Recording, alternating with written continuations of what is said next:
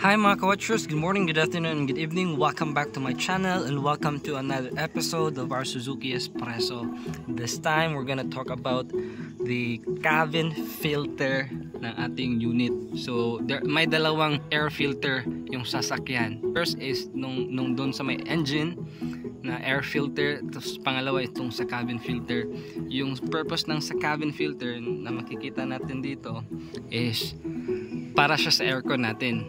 If you can notice your car, not just the Suzuki Espresso, tapos medyo nawawalan na yung lamig, 2 years pa yung sasakyan nyo, half or 3 years, o bago pa yung sasakyan nyo, pero compare noon, di na malamig yung sasakyan nyo. So might be it's the cabin filter yung dahilan ba't di na malamig yung Suzuki Espresso nyo. Nakuha kong cabin filter na washable.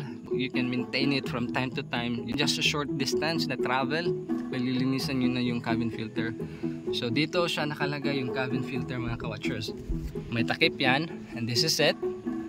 Plan nyo lang yung parang U-box sa loob ng sasakyan nyo, and then you can see this. Tapos yan. So this is the cabin filter na nakasalpak sa ating Suzuki Espresso. Kinuha natin to sa kasa. And this is the cabin filter that I got it online, and you can buy this for as low as 100 plus. Then you filter from the cabin at the same time yung sa ating air filter from the engine. So this is washable. Pwede nga brush na yung gagamitin natin, and at the same time pwede nyo siyang linisan agad-agad on your own. For this one, I think pwede naman siyang labhan, yan, linisan, pero mas better to kasi so easy to maintain than to this. Yan lang mga ka-watchers.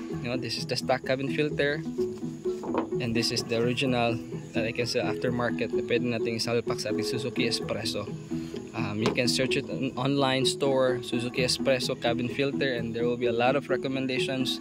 You just compare the price as to how much yung gusto nyong bilhin. So I think that's it mga ka-watchers. Thank you so much for watching. I hope may nakuha kayong idea for our cabin filter.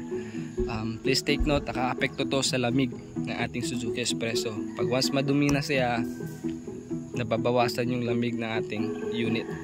So thank you so much for watching. Bye bye.